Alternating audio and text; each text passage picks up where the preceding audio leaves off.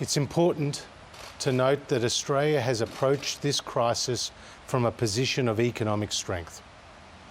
Since coming to government, we created over 1.5 million new jobs. We reduced the growth in government spending by half. We were able to achieve the first balanced budget in 11 years. And we got the welfare dependency levels down to its lowest rate in 30 years. As recently as February, unemployment had fallen to 5.1%. And today we released Treasury figures indicating their estimate that unemployment is expected to peak at around 10% in the June quarter. But for the JobKeeper package, unemployment would have peaked at 15%, 5 percentage points higher. The JobKeeper package is providing an economic lifeline to millions of Australians. At $130 billion, it's a wage subsidy the size and scale and scope of which Australia has never seen before. Around 6 million Australian workers are expected to benefit. Part-timers, full-time workers, casuals who've been connected with their employer for 12 months or more, sole traders and those working in the not-for-profit sector.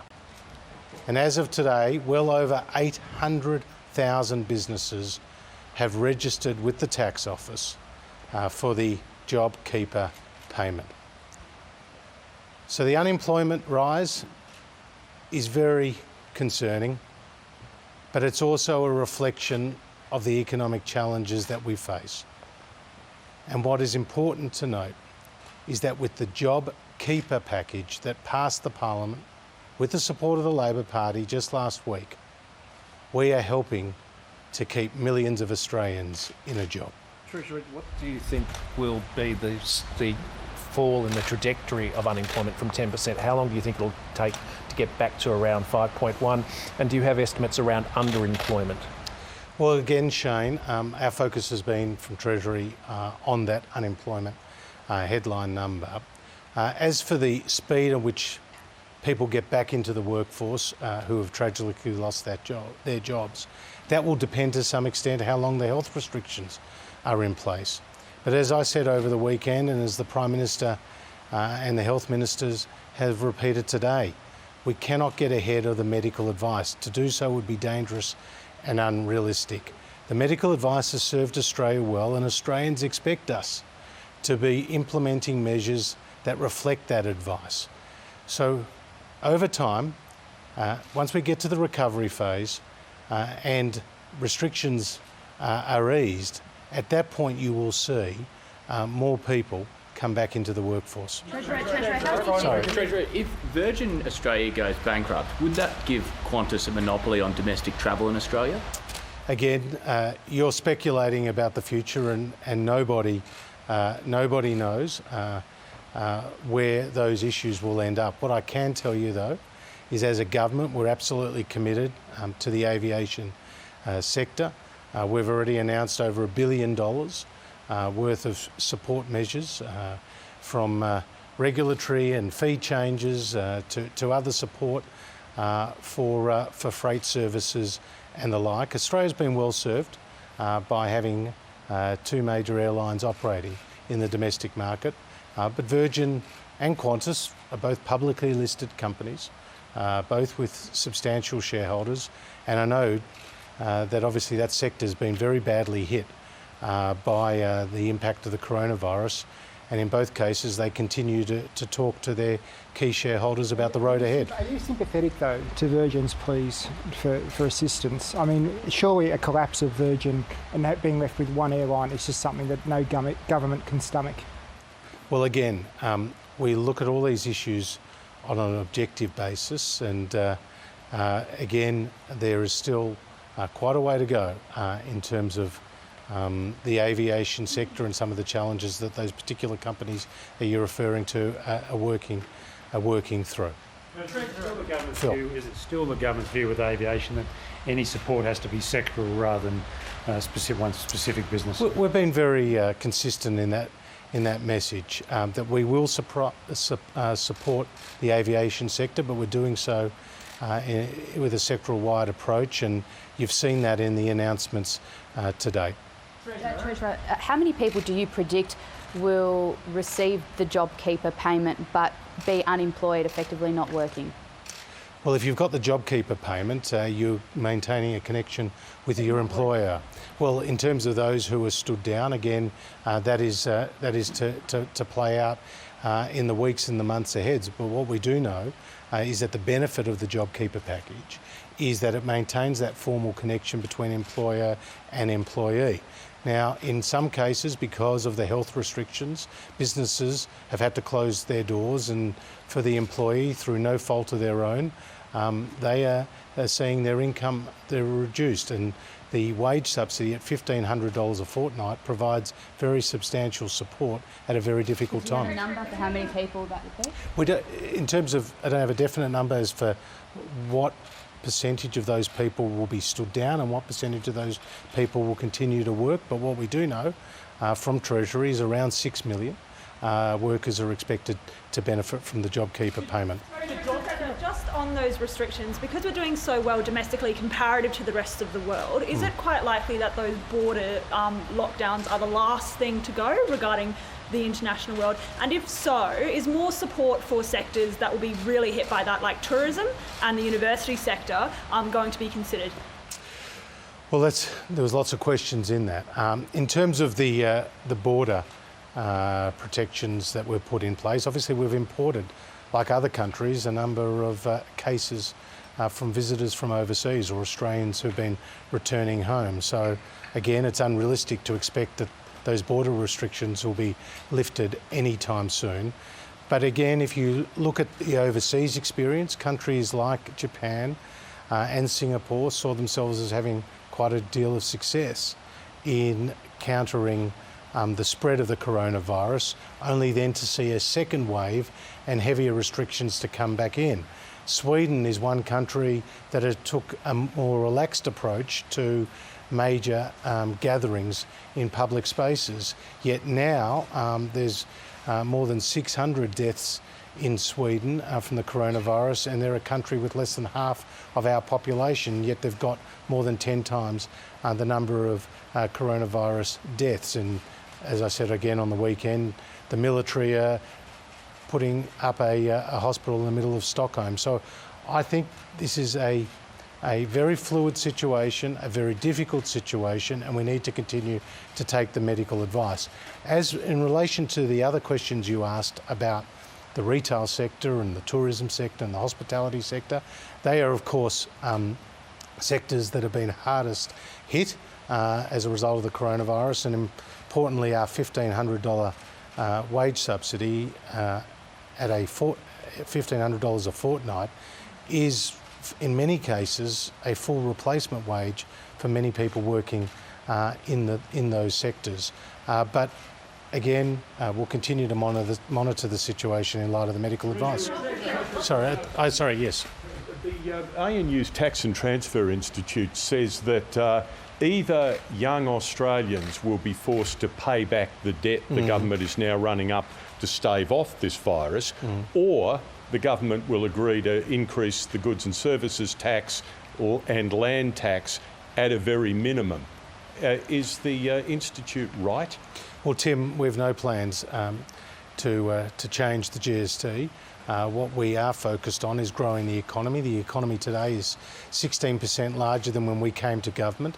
And by virtue of growing the economy and creating more jobs, then you see both expenditures go down and you see revenue go up. And we've done that while lifting health and education spending to record levels. So we're the party of lower taxes. We've shown our track record indicates that. And of course, there will be a debt burden that will be left to pay for years to come. But we will approach those issues in the considered way that we have done in the past. What would the unemployment rate be if it was extended to casuals who are currently excluded from the JobKeeper? Well, Treasury based their forecasts and estimates on the legislation as passed the Parliament. 700,000 people have become unemployed because of this crisis. How confident are you that when Australia emerges, when the restrictions are gone, that those 700,000 people will actually get jobs again? Because as we've seen from previous recessions, it's really hard for many people to get work after a recession. We'll be doing everything we can to encourage and incentivise further economic activity.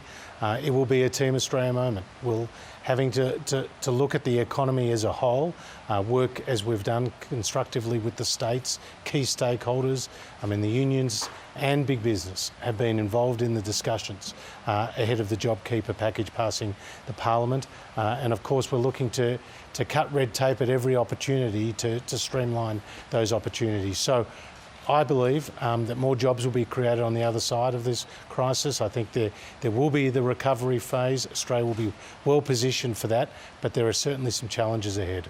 Treasurer, when you're talking about striking a balance on this between the health and economic side, do you take into account that on the health side, on balance, mostly elderly people will benefit from what you've done, whereas on the economic side, over a long period of time, young lives will be sacrificed?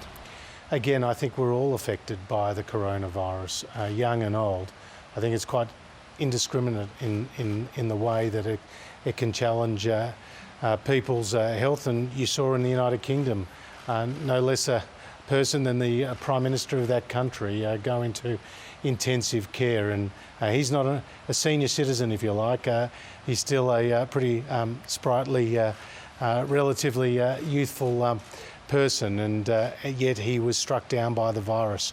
And I think we have a responsibility, Chris, as a country, to look after our fellow Australian, regardless of their age, regardless of their income, regardless of their background. And that's what we've done in this case. We've taken the medical advice, we've put in place pretty stringent measures, and those measures are helping to flatten the curve.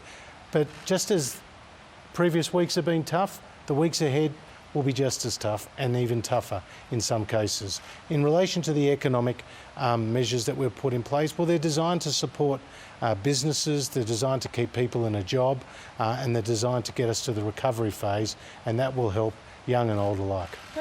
Sorry, we have a good... The Prime Minister said that businesses could pay their workers $1,500 a fortnight with confidence because that would be back paid. Has the government got any record of employers actually doing that? And given the reports from employees that their employers don't have the cash flow or aren't willing to go to the bank to get it to pay them, how are they supposed to pay their bills for the next 2 weeks?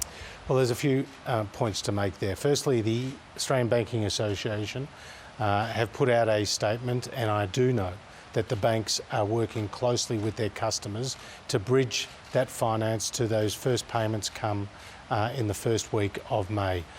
Through the ATO. So I do know that's happening. Businesses are paying their employees and others are working on getting the access to that finance. But we do know that once we get to that first week of May, the money will continue to flow. It takes a while to set up the systems, to pay the sums of money involved, but we have seen many companies, over 800,000, register their interest already. Treasurer, could the JobKeeper and the expanded job seeker payments be tapered rather than simply end at the end of your 6-month deadline? And has the take-up of JobKeeper been in line with Treasury projections? Well, again, we expect some 6 million workers to benefit. While over 800,000 companies have registered their interest, we don't know exactly how many workers are represented by each company because we haven't got those full details, and that analysis is still yet to be done. But there's no doubt millions of workers and their businesses have registered through the ATO. In relation to your first question about the tapering, again, what we are looking to do is to provide the JobKeeper payment for the circumstances in which we find ourselves, and decisions about the end date and related issues will come closer to the time. But What has been legislated through the Parliament is a 6-month program, consistent with our other measures, which have all been temporary, targeted, scalable, and using existing tax and transfer systems. Malcolm. Treasurer, do you have any idea yet whether the people on JobKeeper and JobSeeker, the expanded payments, have the confidence to spend their money? I'm not quite sure where for a lot of them. Or are they socking it away because they fear there's worse to come? Well, as you know, Malcolm, we announced $750 cash payments in the first tranche, and over $4.5 billion has made its way to people's pockets. And we've actually seen some of the spending as a result of that money, indicating that people are spending that money, whether it's at the local mechanic or whether it's at the local corner store or paying down some other accumulated debts. In relation to the JobKeeper and the JobSeeker programs, people who have already had their applications processed for the JobSeeker payments are no doubt using it to meet their rental expenses, to meet their food bills, to meet other daily expenses. I suspect they're not taking a holiday anymore, but what they are doing is spending it on the mandatory items. So too with the JobKeeper package. Once that money flows through in the first week of May, people will be using it to meet the daily bills of life. Just Thank on the you. JobSeeker, just really quickly, Sure. is it cheaper or more expensive for, say, the sole breadwinner of a family of 4 that's been laid off to be on JobKeeper or JobSeeker? Well, again, they're different programs. If you are with an employer who's eligible for JobKeeper, you will see a fortnightly payment of $1,500. For people who are not with the JobKeeper program, for one reason or another, and in the JobSeeker program, you're looking at about $1,100 a fortnight. But we've also relaxed the Hello and welcome to Viewers in WA. I'm Ros Childs. We're taking you to Canberra, where Treasurer Josh Frydenberg is speaking. Taxpayers, is it cheaper for JobKeeper or JobSeeker? Well, the JobKeeper payments at $1,500, and as I said, the JobSeeker payments around $1,100. But our focus here is to keep people in a job. That's our ultimate focus, to keep people in work, to maintain that formal connection between employer and employee, so that when we get to the recovery phase, we can bounce back stronger than ever. Thank you.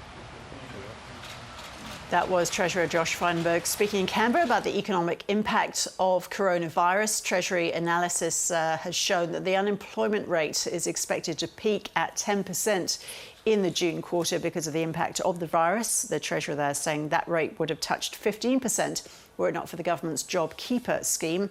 800,000 businesses have so far registered with the tax office for that payment, said Josh Frydenberg. Well, with fewer than 30 new cases reported today, the rate of the coronavirus spread appears to be falling. The death toll remains steady at 61, but there was less testing over the Easter break. Here's what else you need to know today. Tasmanian police are investigating allegations medical professionals in the state's northwest